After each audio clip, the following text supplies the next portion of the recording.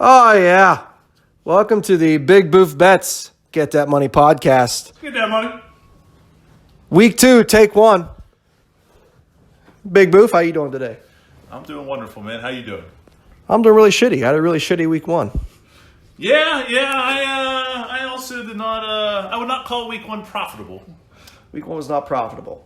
But that's that's why week 1 is week 1, man. We don't know anything about the league. Truthfully, I don't know anything about the league until week 5, I would say. But I know way more in week 2 than I did in week 1, and I'm looking forward to sharing my thoughts on that with you guys today. Amen. Like, as we say, like, week 1 is basically preseason because no one plays in the preseason anymore. Or practices. Or hits anybody, or tackles anybody, or does that really anything anyway. Yeah, so here we are. It is week 2, which basically for us is week 1 and everybody else. So hopefully we have a little bit of data. And as my esteemed colleague, Mr. Steven Scureman, a.k.a. Big Boofy, I am Nate Stephenson. We are here to hopefully make you some money during this wonderful week 2 of the NFL season and definitely throughout the year. And so we're going to get right into it here. And jump into our first game. Yeah, first game, we got the Colts +3 at Tennessee. For myself, my initial gut is I like the Colts. Kind of like we discussed last week. I like Brissett more than people kind of give him credit for. I think their offensive line is excellent. I think their defense is better than they get credit for. The Colts finished the season very strong last year. They took a good Chargers team to overtime in week 1. And coming in, here's where I have trepidation about it. Coming into the season, I thought the Titans were not good at all. Cleveland over Tennessee last week was my favorite pick of the week, and that is actually the pick that screwed all of my stuff up. I was pretty strong last week, minus that pick. Screwed all of our stuff up. Yeah, I was pretty strong last week, minus that pick, and that screwed all my parlays up. We may have a Marcus Mariota bias. That being said, Tennessee beat down Cleveland. So I found myself sitting around thinking, was I too high on Cleveland? Was I too low on Tennessee? 15-13 going into the fourth quarter, though.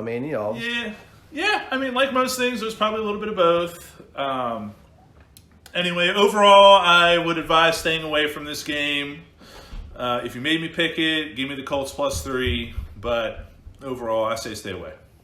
As a whole, I would agree with Mr. Boof over here.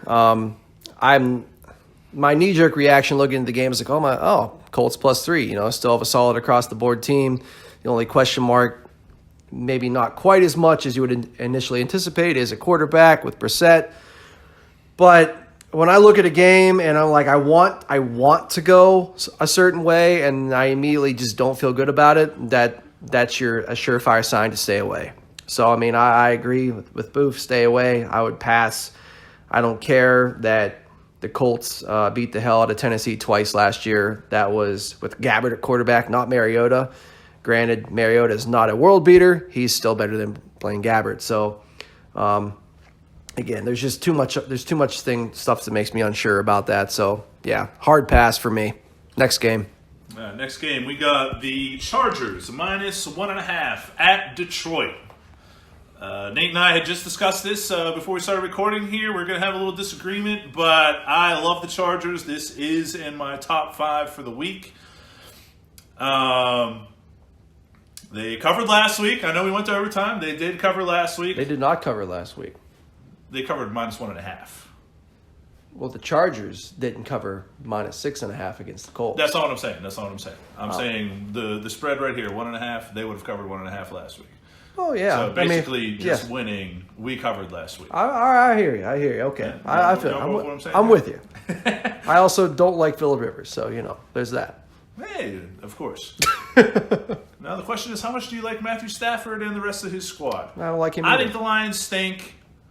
They went to overtime with the Cardinals, who were terrible last season. Rookie head coach, rookie QB, blow like a 20-point lead or whatever they had going on last week. For the record, 24-6, and totally screwed up my profitable week because I had a straight, I had a straight bet. That was Westgate too, yeah. Yeah, I had a straight bet on that one, and totally blew a 24-6 lead and screwed everything last week. Yeah, so I don't know. I think Detroit still stinks. I think the Chargers are a legit Super Bowl contender. I think Detroit stinks. You're giving me them -1.5. I know Hunter Henry is out. Mike Williams practiced today. He was limited to my understanding. Still might be out. Whatever. I don't care. They can both be out. I still like the Chargers anyway. Give me the Chargers -1.5. They are in my top 5 for the week. The Chargers are not in my top 5 for the week. I have a love-hate relationship with Phillip Rivers. Sometimes he's great. Sometimes I think he's a garbage time hero. Sometimes I just hate him and think he sucks. So there's that. And combine the fact that you do still not have a healthy Derwin James, who is not playing. Obviously, as you said, Hunter Henry is out. They are still missing Russell Okung, left tackle, kind of a big deal. A little banged up. And then we have Mike Williams, who is definitely questionable for the game. Now, combine that with the fact that you had a Marlon Mack last week, run all over him. The Lions aren't the chuck it all over the yard team you're used to with Matt Stafford here. They're becoming more of a running game defense-based team with Patricia. Kerryon Johnson, pretty solid back. For me personally, this is not a game I feel comfortable with putting in my top 5 for the week. I would personally pass on it. But if you would actually make me pick the game, I would lean Lions just because with all the injuries to the Chargers and the Lions coming back home 0-1, strong running game, injured Chargers team. I think it's going to be a very, very close game, no matter which way it goes. So, I mean, I don't feel comfortable with that. To me, that'd be a pass for this week for me. All right, next game. We got the Bills -2 at the Giants. Love this game as well. This is another one I was talking with Nate about. 100% agreement here with you. Yeah, I think the Bills are the team that I might find to be very profitable here until more of the country decides to get on the bandwagon. I like the Bills. I think the Giants suck, which might even be more important. I might be betting on them moving forward. Betting against them, I apologize. Betting against them moving forward. I'll be betting on the Bills moving forward. Would you venture to say that they are on your bitch bandwagon? You can. You can say they're my bitch right now, and you know what we do with them. Right? We pick against them over and over, and we make money. We get that money. Exactly. All right? We ride them hard.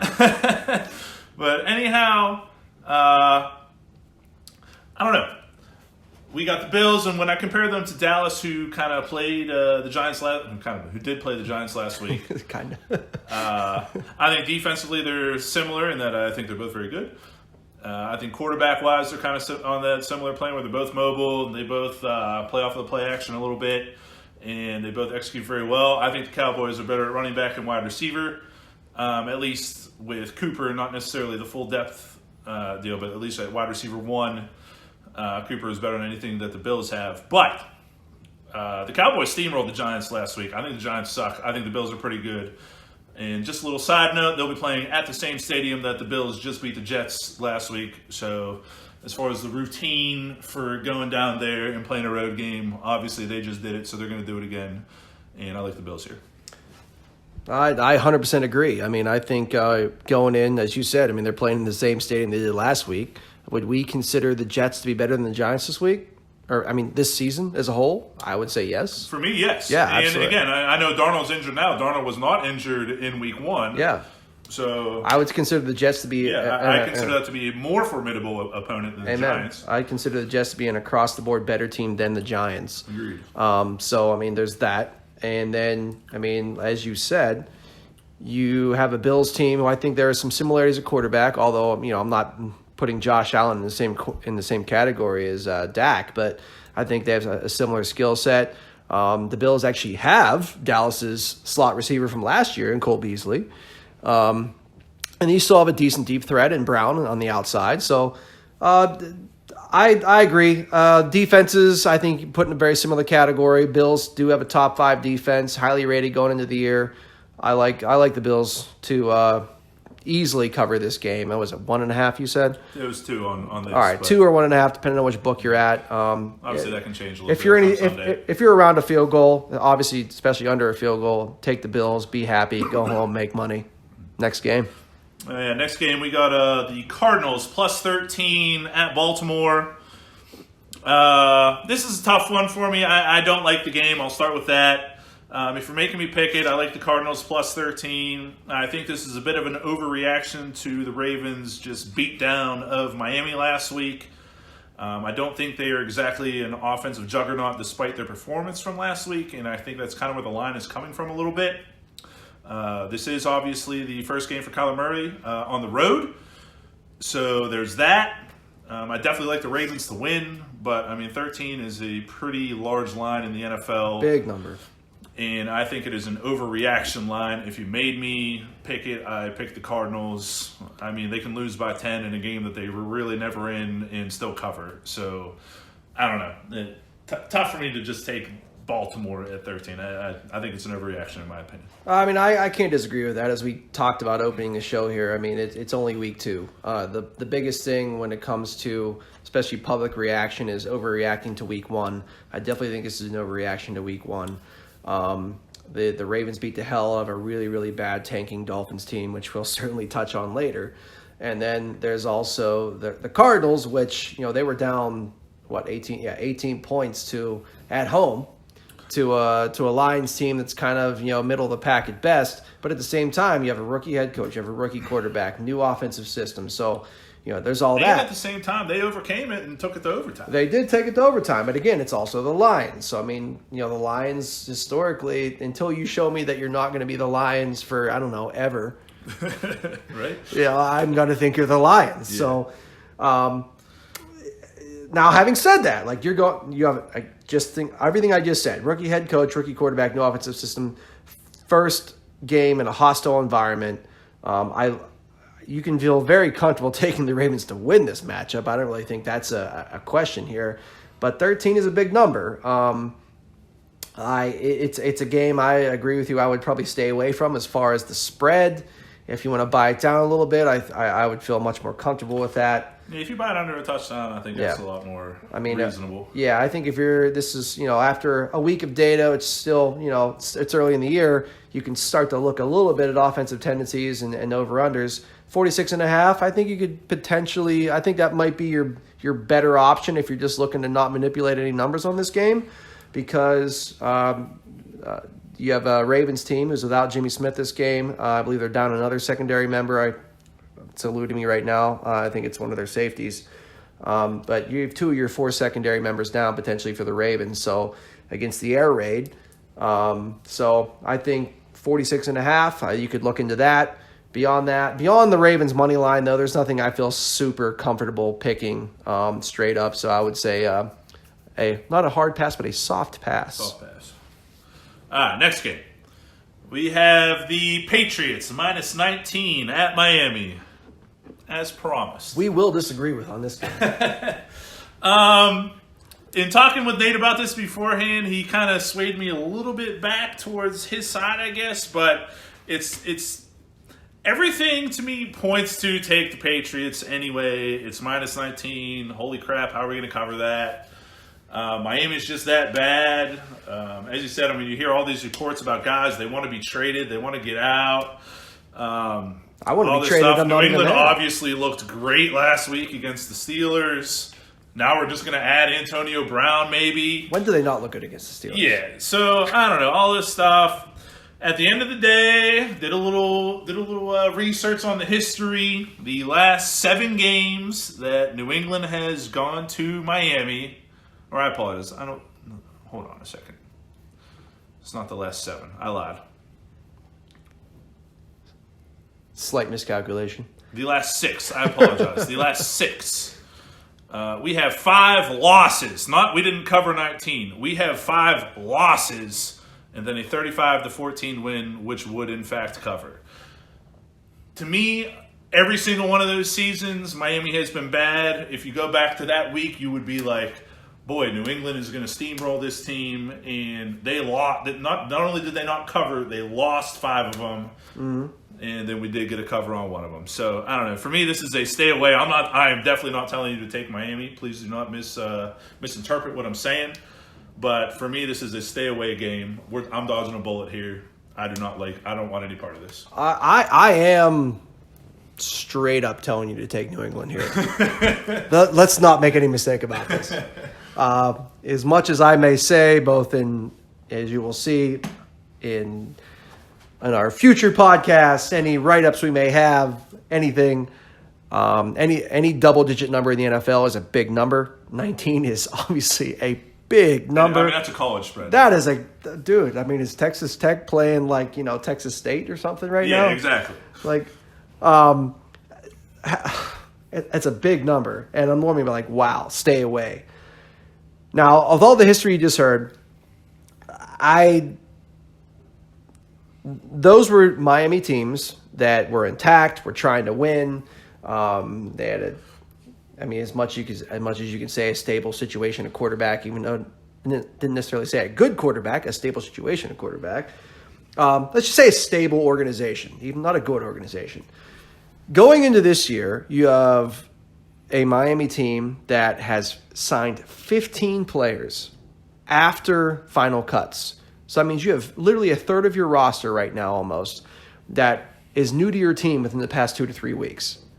They don't even know everybody's name yet, on the team. So to me, past history when it comes to this is out the window.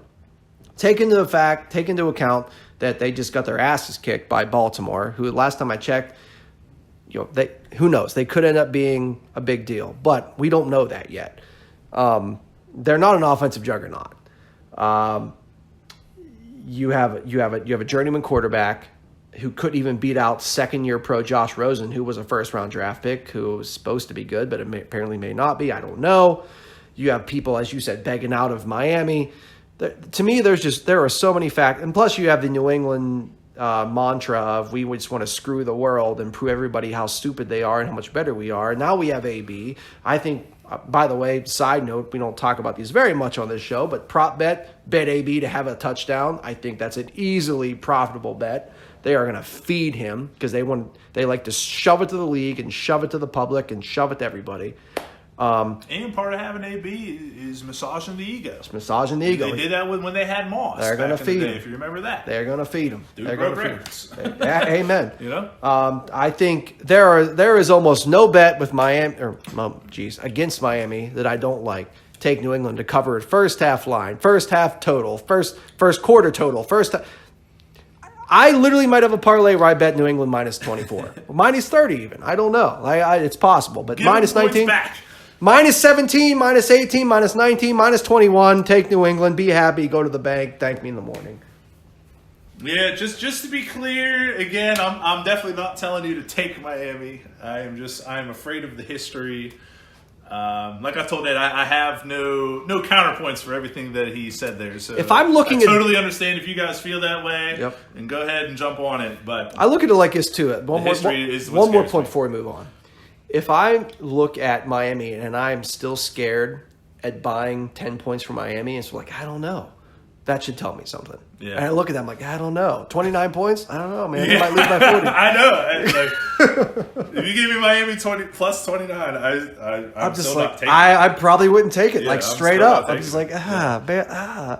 So that just screams take New England. Take New England, be happy. Party on South Beach. All right, next game. We have the Cowboys -6 at the Redskins. This is in my top 5. I like the boys. This line was at 5 earlier in the week. So in that sense, I like it a little bit less, but still at -6. I was very impressed with Dallas last week. And let's be honest, this is something Nate and I talked about again beforehand. Dallas has been a different team since they acquired Amari Cooper. Most of the time, I do not think one wide receiver has that much impact on a team, but you can't ignore the success they've had since acquiring him. And 31-24 or 31-23 after getting Cooper last year. Yep. So I don't know. I didn't come into the season thinking very highly of the Redskins. I was definitely surprised with the first half they put up against the Eagles last week, but at the same time, McLaurin looked really nice. Yeah, at the same time, they just as easily blew, a 17 or 20 point lead, whatever it was. Yeah, the Eagles decided to wake up. And did the Eagles end up covering last week? It was like -9. They were covering, landed a late score by Washington. Yeah, It caused them not to cover. I mean, you go from up 17 or 20 or whatever to down 10, and then they get back. I don't know. They lost by 5, so I mean, the Eagle. I think the line was 9.5 or 10, depending on which book. But beyond that, I saw Darius Geis is on IR now, so it'll be Peterson. Not that Peterson's any slouch or anything, but the Redskins obviously thought more highly of Geis. Old AF though. So I don't know. I like the boys. I definitely like their defense. We've liked their offensive line for a long time. Zeke is in. Dak is playing for a contract. Cooper's playing well. Cooper's playing for a contract too. Dak, yeah, they both look good. I mean, I think the boys are legitimately going to contend. Going to contend for a Super Bowl. I mean, I wouldn't call them a favorite or anything, but if the cards, fall properly, I think they are capable. And I do. I think the Skins suck. So -6 doesn't scare me. I like the boys. I mean, I think you're looking at. I can't argue with that. I think you're looking at a division that rivals that of New England, with the easiest in football, especially with Darnold going out with mono. I think the Eagles are a good team. So well, I mean, I'm saying that. Not saying the Eagles are a slouch. AFC East. But you saw the Giants and the Redskins suck. The Giants and the Redskins suck. Yeah. Now you have the Dolphins suck. The Jets. Let's be real. Like they're losing. They're losing dudes for Darnold's out. Yeah. They're losing their quarterback, man. That's no joke. But not to get off subject here, but let's put it this way. Either way, like that division, the Cowboys division is in the top 2 in football, I think, for the easiest path to a division championship. I think they are definitely a Super Bowl contender after having a whole season with their big 3 together in Cooper, Dak, and Elliott. They looked really, really good week 1. Again, horrible Giants team. I put the Redskins on par with the Giants for how they're looking this year. I definitely 100% lock it in. Cowboys are definitely going to win. I love this game at -4. I still have It's a 6 now. A minuscule less amount of love at -6 because you can start to get into push situations at -6, but I still feel pretty good about the boys -6. I feel like them seeing what they did against the Eagles, so I feel like kind of sleptwalked the first half against the Redskins. They're going to come in ready to go, not taking them lightly, and they're gonna blow the doors off. I think a double digit victory is in order for the boys here. Take Cowboys, be happy. All right, next game. We got the Jags +8.5 at the Texans. I like the Texans here. I would definitely buy it down to 7. If you're going to buy it down to 7, I do think that is a pick you can feel a lot more comfortable about. I was impressed with Houston at New Orleans last week. Should have won. Yeah, I mean, 58-yard field goal, man. Yeah, in like an 11-second drive or whatever it was. 37 seconds. 37. Okay, yeah. I mean, that's. But basically, it felt like 11 seconds. Felt like it took 11 seconds for me to lose $100. Sadly, the end of it was past my bedtime. I only got to see the highlights, but. Yeah, we do have jobs, unfortunately. We're not that good yet, but we're working on it. But, I don't know. I thought the Texans were pretty impressive at New Orleans, who I consider to be a big-time Super Bowl contender.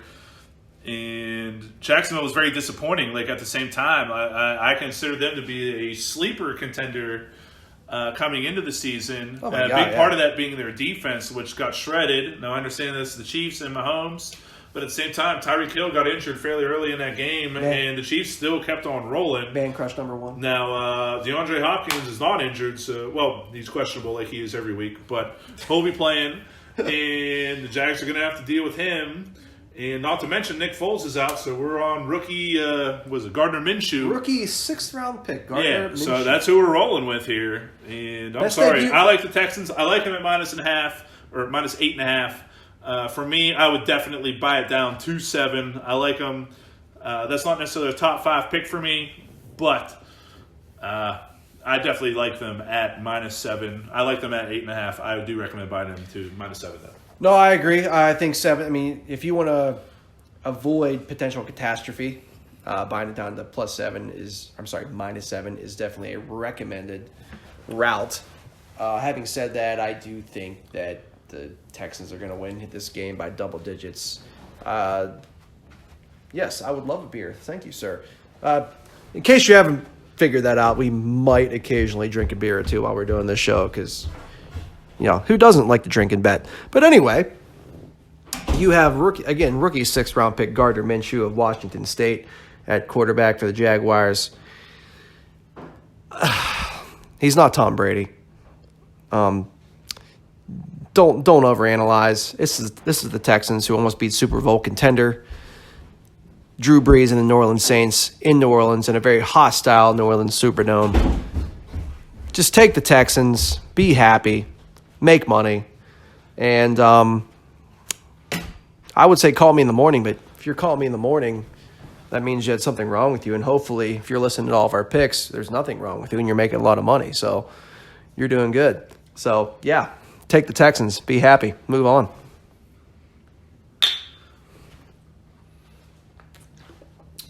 Sorry, guys. I just got back upstairs. I like to have myself a nice cold beverage while I talk a little ball. So I encourage all of y'all to do the same. No one likes to do that here.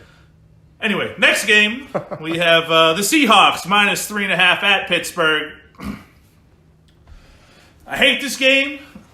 I almost always hate the Steelers. I am from Pittsburgh. I am a Steelers fan. I am biased. I just can't get away from it. But beyond that, I will give you my thoughts on the game as unbiasedly the best that I can. We're both biased, both positively and negatively. Yeah. We both want them to We win. overreact to losses. We love wins, blah, blah, blah, blah, blah. We're what you call a true yinzer. But anyway, I'm going to share my thoughts regardless. All right, Seattle gave up 380-plus yards to Andy Dalton's Bengals last week at home. Now they are a West Coast team coming to the East Coast for a 1 o'clock game against the Steelers. As we compare the offenses between the Bengals and the Steelers being the common opponents here, we're talking about, we're talking about Juju, James Washington, Vance McDonald versus like a Tyler Boyd, John Ross, Tyler Eifert. I don't know, call it a push, whatever. I definitely like Ben way more than I like Dalton. Running back to me is a push. Offensive line to me is Steelers. So at the two most important spots for me, which is quarterback and offensive line, the Steelers are better. The other two, to me, we call it a push. The Steelers are at home. Seattle has historically been much worse on the road compared to being at home. They give up 380 to the Bengals. I think the Steelers are going to be able to score. The Steelers also, I believe, are 10-2 under Ben Roethlisberger in home openers. And I don't know. Give me the Steelers -3.5. I would buy it down to 3. Let's hit that checkpoint.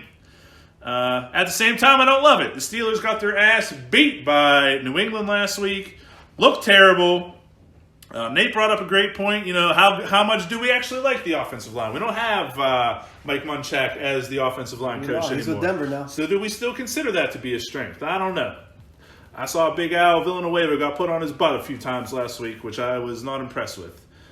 So, I don't know. A lot of unknown. Again, I know I'm already too emotionally invested to put any kind of money on these games, so I personally stay away. But those are my thoughts. I would take the Steelers, and I would buy it down to 3 if you made me do it. So, I will preface this by saying, in life, I'm a very optimistic person. When it comes to the Steelers, I'm a very pessimistic person.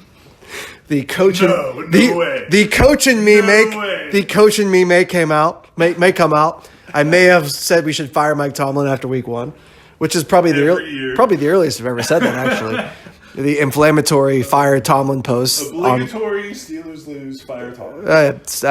Boof hates that. I do it earlier every year. I think this was the earliest I've ever done it after week 1. Can't get earlier than the first week. Can't get earlier. I can preseason. Can do that. But after that after that week 2 preseason loss, whatever. But anyway, I will share Boof's sentiments in that I will stay away from this game just because if I don't feel really, really, really good about it, trying to take my fandom into consideration, I just stay away.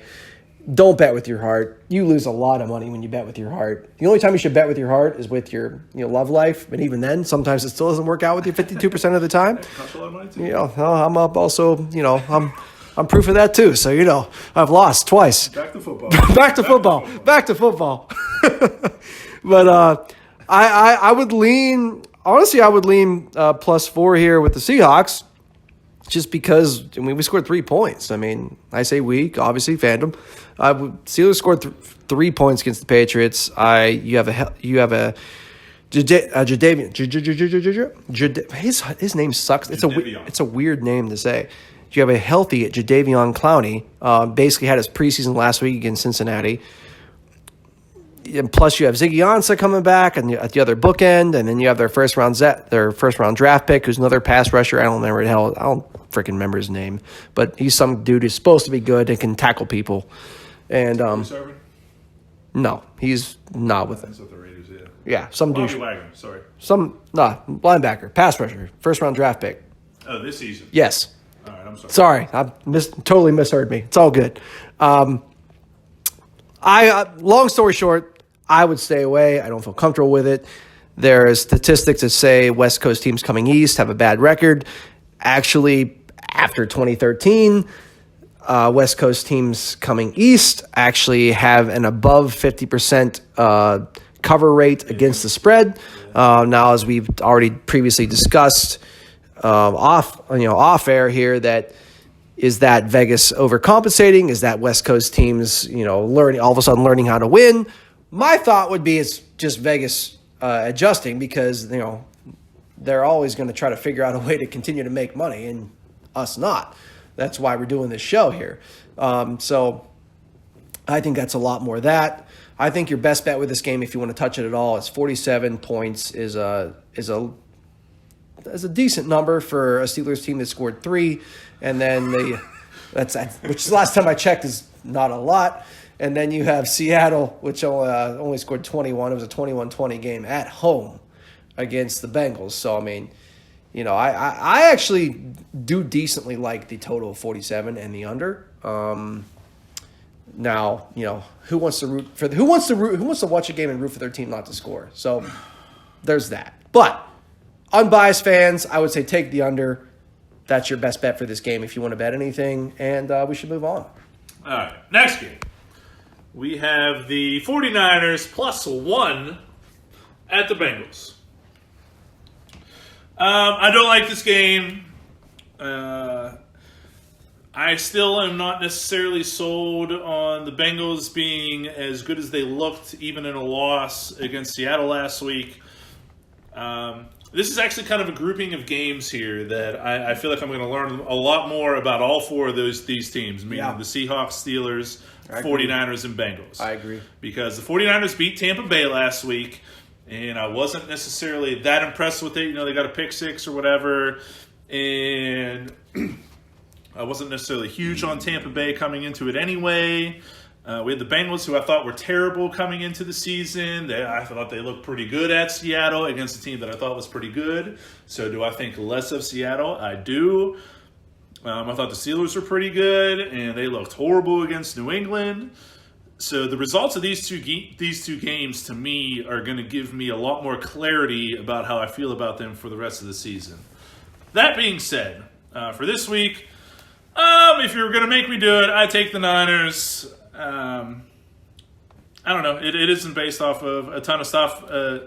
I like Jimmy G with Kyle Shanahan. They got the win last week. We're going to get another one this week. I think the Bengals still stink, but at the end of the day, I don't like the pick or I don't like the game. So stay away. But if you made me, that would be my pick. I have totally flip-flopped in this game. If you actually read my early week take, you have Jameis Winston, who gifted 3 interceptions to the 49ers. The Buccaneers had 2 touchdowns called back, which I actually didn't realize. They had 2 touchdowns called back on top of that. And then you have the fact that Cincy, I mean, did look pretty good in a place that is traditionally very hard to win in Seattle. I mean, if the Bengals had AJ Green, I would say 110% take Cincinnati, which I cannot believe I'm saying because it's the Bungles. But at the same time, eras have to end. Marvin Lewis isn't there anymore. It's the Zach Thomas era. I saw a different Bengals team against the Seahawks last week. Now, again, chalk it up to week 1. Time will tell with that. That's why we like a couple weeks of data before we feel really, really good about stuff. Again, I will preface that again. We are doing our best here, but I promise you, you can definitely take our stuff to the bank when it comes to what we're giving you pick-wise after week 4. Up to week 4, we're doing our best we can like everybody else. And anyone else that says they know what's going on up to week 4, they don't. They're lying. They don't. You don't know anything about the league. No, you don't. Since he's at home, they're 0-1. 0-1 teams coming back home for their opener have a much higher win percentage. So there's not much more I can offer you. I wish I could. I would say take the Bengals. It's a very, very, very low spread. Take the Bengals. I don't feel 110% about it, but I feel confident enough that I would actually put it in my top 5 bets of the week. All right, next game. We have the Vikings plus 2.5 at the Packers. I'm going to call this my 6th favorite pick of the week. Not quite in my top 5, but I like this a lot. Fence rider. I like the Vikings plus 2.5. I would buy it up to 3. Let's hit that checkpoint. But a little history lesson again. We have the last 7 games. We have the Packers, between the two of them, we have the Packers losing 5 of them. We have a tie, and then the Packers would have covered -3 in one of them. So out of 7, the Packers cover -3 once. Beyond that, Green Bay, I mean, they won 10. Let's be honest, they won 10-3 against Chicago last week. Aaron Rodgers, I'm gonna start putting this out to the public here. He ain't taking a little bit of money anymore. When you pay one player $35 or whatever $1 million that he's getting, like the Steelers, anybody in particular at the quarterback position, when we're paying him at the highest at his position, you need to carry the team. He can. Now, Aaron Rodgers last week led an offense that went for -12 or -22 yards or whatever in the first quarter and finished the game with 10 points. That's not good enough. That's not going to get it done against the Vikings. It hasn't gotten it done against the Vikings in the last 7 games. And I think we see more of the same. Give me the Vikes. The Vikes looked great last week. Let's circle back to that. Atlanta, I felt like, was pretty good coming into the season. And the Vikings went out and steamrolled them. I'm down with the Vikes this week. 100% agree. I like it a lot. Yep, I agree. Like that, just riding that train, I would put the Falcons offense, again, preseason expectations at higher than Green Bay, just across the board. Last time I checked, Green Bay doesn't have Julio Jones. Green Bay doesn't have Donta Freeman. No. Green Bay doesn't have Calvin Ridley. And let's be honest, we like people confuse fantasy with excellence. Yeah. To me, Devontae Adams is an excellent fantasy wide receiver, or is expected to be an excellent fantasy wide receiver. The same Fresno State anymore. But, like, if we're lining up and we got just Joe Schmo throwing you the ball versus a bunch of awesome cornerbacks, Devontae Adams is not going to be at the top of my list of guys that are going to perform at that little workout. No. He is a product of being in an awesome offense. He's big and tall with an awesome catch quarterback. Balls. And all of that. Like, I don't think he specifically is like a matchup nightmare or anything. No. I think he's just a product of what they do.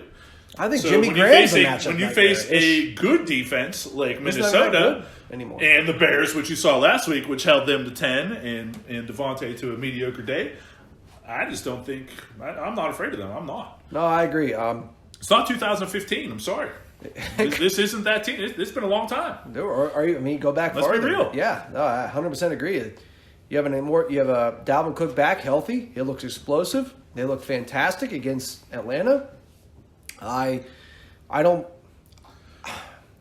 not say there's a huge discrepancy, but going at the moment, I think Atlanta's offense is better on paper than Green Bay's. Now, granted, obviously the game isn't played on paper, but this is week 2. There's not much more we have to go on than paper in one game. So we have that in history. I don't see how you can go wrong with Minnesota +3 here. They're gonna pound the rock.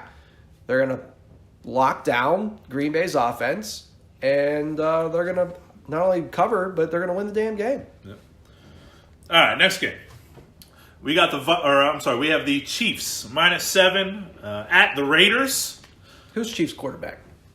It's my understanding that it is your boy, the man crush, big old Patrick Mahomes. Yeah, he's never lost in life.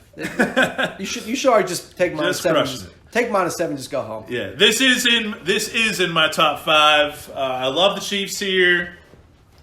If anything, I think the Raiders are getting a little bit of a boost from their win against the Broncos last week. They don't got AB. I give you a big thank you for winning that game and keeping this line within a touchdown. Amen. Love the Chiefs. I know Tyreek Hill is out. Doesn't matter. The Chiefs didn't care last week against the Jaguars, who coming into the year I felt had a better D than Oakland does. Oakland is missing 2 guys from the secondary. No Abrams. I'm sorry, Chiefs all day, and they're in my top 5. There's not even much breakdown necessary. Pat Mahomes is awesome. The Raiders suck. They lost 2 members of their starting secondary.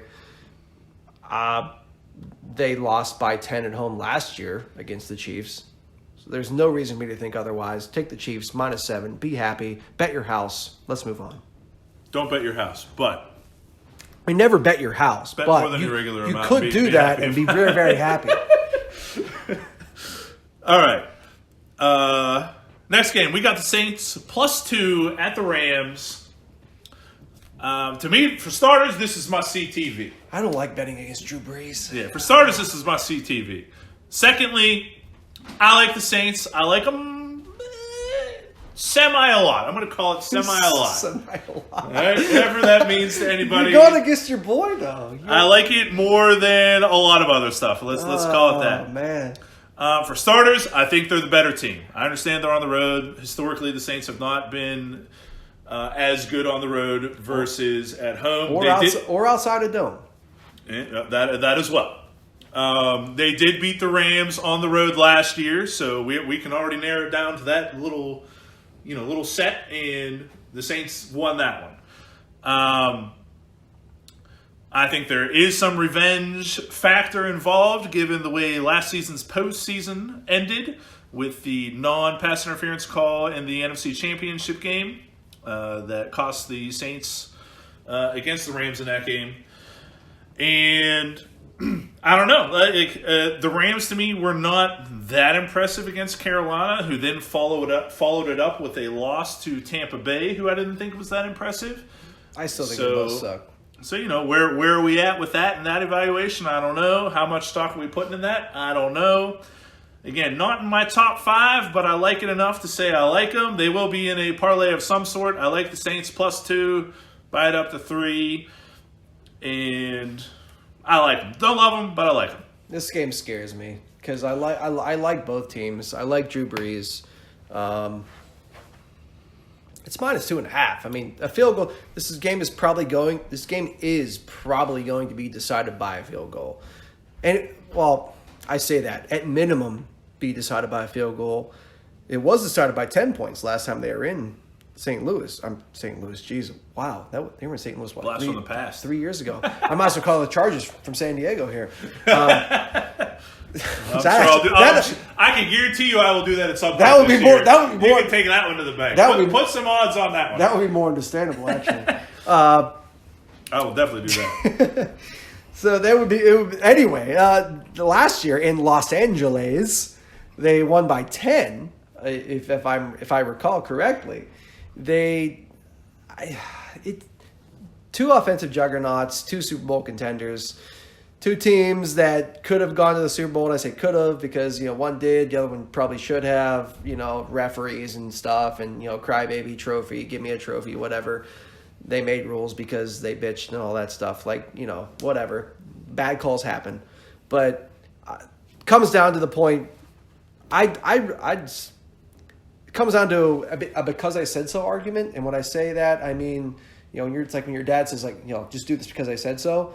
Like earlier, I don't know if I said this or not, but there's a revenge factor, I do believe, with the Titans, with the Colts, because they got their ass kicked twice last year, and I think they're going to win. Now, there's the Saints, who did lose in the NFC Championship to the Rams, and I think there is a revenge factor. And I'm like, yeah, I don't care. Just take the Rams because I said so. Well, I don't think the Rams are going to lose twice in a row at home to the Saints.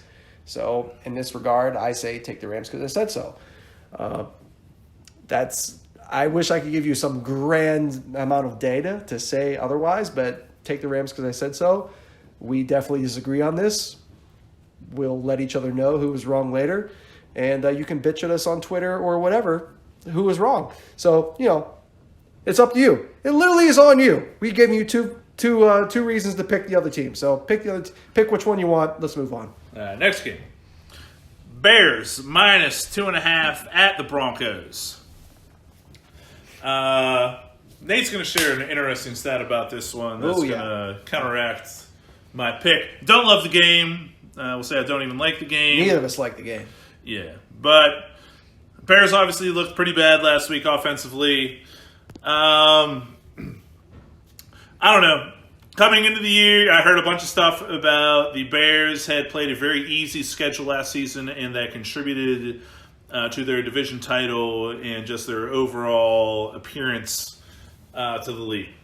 Now, they go out and they play the Packers. They only score 3 points, and they lose the game.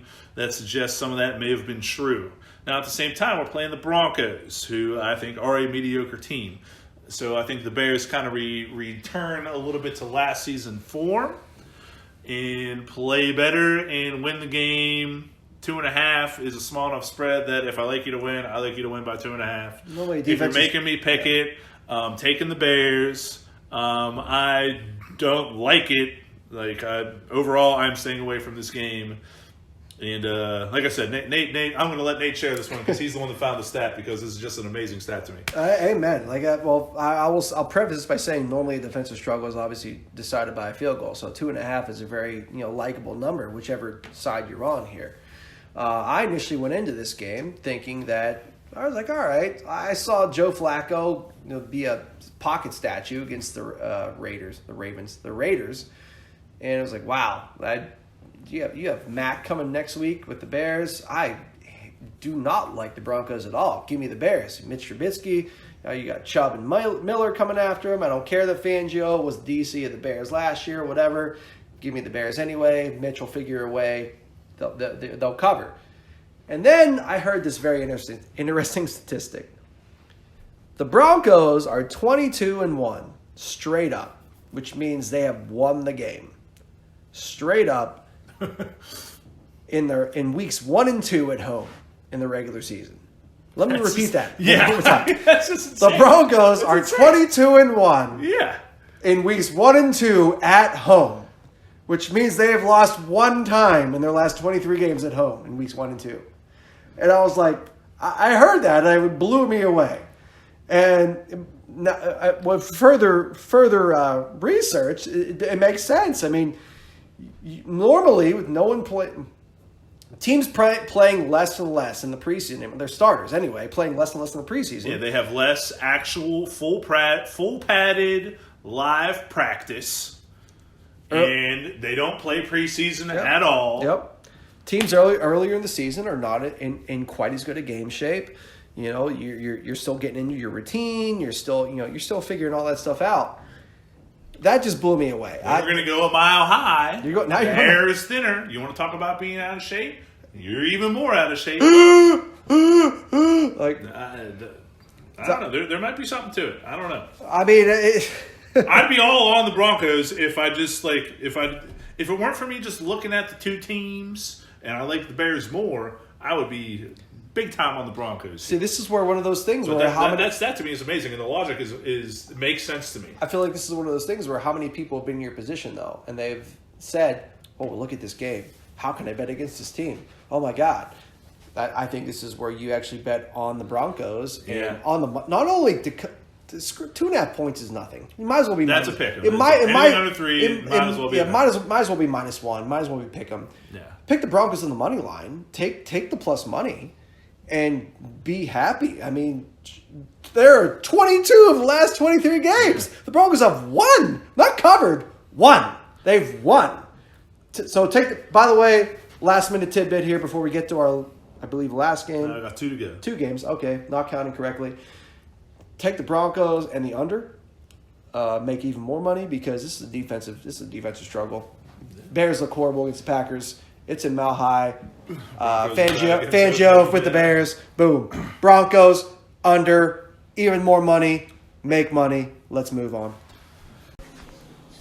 All right, next game. We have Eagles -2 at the Falcons. This is in my top 5. I love the Eagles here. I know they started poorly against the Skins last week, but they turned it around, got it to a point where they were up like 10 or whatever, fell off a little bit, blah, blah, blah, blah, blah. I like the Eagles here. I like them a lot coming into the season. Atlanta, I was not impressed with at all against the Falcons. They're the kind of team I'm kind of ready to get off of the bandwagon. I was kind of high on them coming into the season. I took Devontae Freeman in the first round in my fantasy draft. I already hate that pick. If you would let me, I would switch it. Yeah, it's not a fantasy show. Yeah, I know. We're not talking about fantasy here. I understand that, but I'm pissed off, and I still want to get away from it. I have them on my team, too. I know. It's just like you had to take them. Regardless, I like the Eagles here. I like them -2. Fly, Eagles, fly. Let's go. I like the Eagles here more than I thought I initially would. Going into the season when I heard Atlanta was playing 13 of 16 games in a dome, I was like, oh, wow, holy crap, give me the Falcons. They're an offensive team. They got a nice big 3, all this stuff. It was like, and then you saw them play against the Vikings. It was like, You know what else, man? Matt Ryan is an MVP candidate when Kyle Shanahan is his offensive coordinator. It's not the case anymore. He is OC no more. And Matty Ice is overpaid, and it hurts the team. And he doesn't perform the way that he needs to. Yeah, I'm tired of seeing real it. talk. I'm tired of it screwing me up. I would agree. I do believe that the combo of Shanahan and Matty Ice was a big deal. That's not the case anymore. I've never been hugely high on Mr. Matt Ryan in the first place. Week 1 scared me. I'm trying not to overreact week 1, but as we have already advised you, but week 1 scared the hell out of me. On top of that, you add the fact that the Eagles' front 7 is very similar to that of the Vikings, and they finally woke up and beat the hell out of the Redskins. I don't care if it's at home. Give me the Eagles, man. I wouldn't put it in my top 5, but give me the Eagles. All right, last game, we have Cleveland -6.5 at the Jets. I don't love the game, but for making me do it, give me the Browns -6.5. Came into the season, I liked the Browns, didn't love them. Obviously, Darnold is out for the Jets. This line has gone up from I feel like it was 2.5. 2.5. 2.5. Yeah, I got that shit in at 2.5. Nice. Well, that's nice there. That's real nice there. Looking a lot better now. I feel very good about it. Yeah. I definitely like Cleveland to win. 6.5 is a little high. I'm not about to pick the Jets, that's for sure. So, I don't know. For me, I stay away from the game. Go ahead. Well, you have a banged up Bell. You don't have no Sam Darnold. You have no Quincy Enunwa. You say his name better than me. Enunwa, whatever the hell his name is, whatever. You're missing your starting quarterback, your number 2 receiver. You have a banged up starting running back who's supposed to be a top 5 running back in the league. By the way, he's not going to be anymore. You've heard it here first. Hot take. Maybe a Steeler bias there anyway. Talking about Mr. Bell? He sucks. Whatever. He's going downhill. But anyway, Product of the offense is what he is. A little bit of that. He's talented. But anyway, 6.5 is a big number. I like the Browns to win, but by 7, even with a backup quarterback, I'm not super comfortable with it. I'd go Browns to win. If you got it at -2.5 like me, God bless you. You're lucky. Thank your lucky stars. If you didn't, I'd be a little hesitant. All right, just a little recap here. I'm going to give you my top 5 for the week. I like the Chargers on the road, -1.5 against the Lions. We like the Bills on the road, -2 against the Giants. We like the Cowboys on the road, -6 against the Redskins. We like the Chiefs, -7 on the road against the Raiders. Do you like any home teams? We do. Well, we like home teams, but the top 5. Not this week. And we like the Eagles on the road against the Falcons, -2. I know they're all on the road. I'm looking forward to going 5-0 and letting everybody know how little that crap matters. Giving points on the road so football, no one cares. Giving points on the road so scary, but I'm going to do the same damn thing. Give me the Bills, the Cowboys, the Bengals, the Chiefs, and the Browns. If you lock it into 2.5, like I did, because you were a smart man and you totally saw the future. A little bit of a loophole, but we'll take it. Yep, loophole. Hey, best of luck to everybody. Let's get that money. If you disagree with anything or want to discuss, check us out on Big Boof Bets at Facebook and Twitter, and we'll see you out there. Let's get that money. Get that money.